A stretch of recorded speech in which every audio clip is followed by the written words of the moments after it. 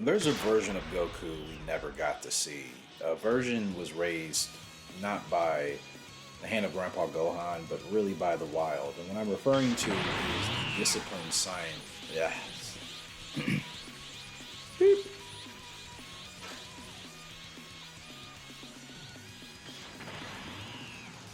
There's a version of Goku we never got to see.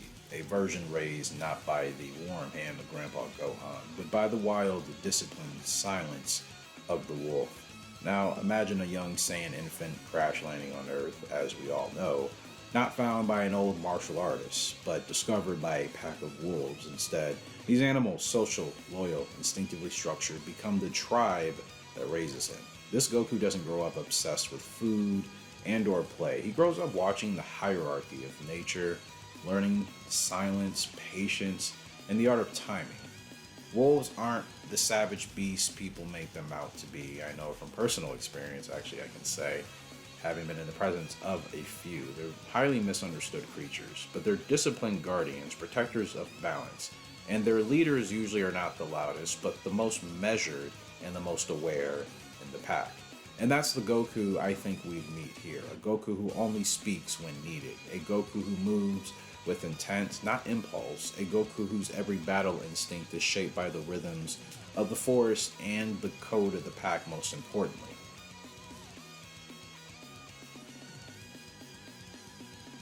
Now inserting quote.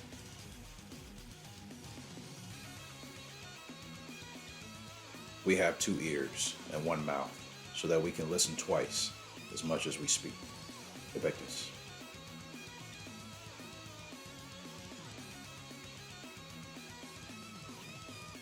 I think this quote fits perfectly because a Goku raised by wolves would obviously learn early that strength isn't always shown, it's felt, right? He would listen more than he speaks, and when he acts, it would be decisive. And as he would grow up, this Goku would still continue to fight. That's obviously not going to change, but he's not fighting for the games like we've had to see him do for most of our entire lives. Not for the thrills or anything like that.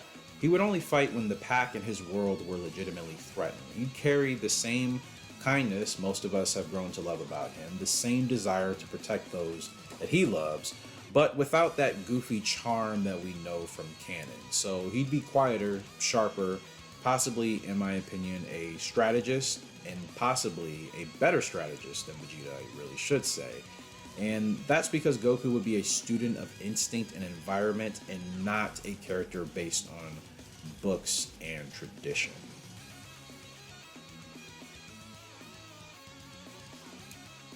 A warrior's mind must be still, alert as the forest, yet quiet as the night. Sun Tzu.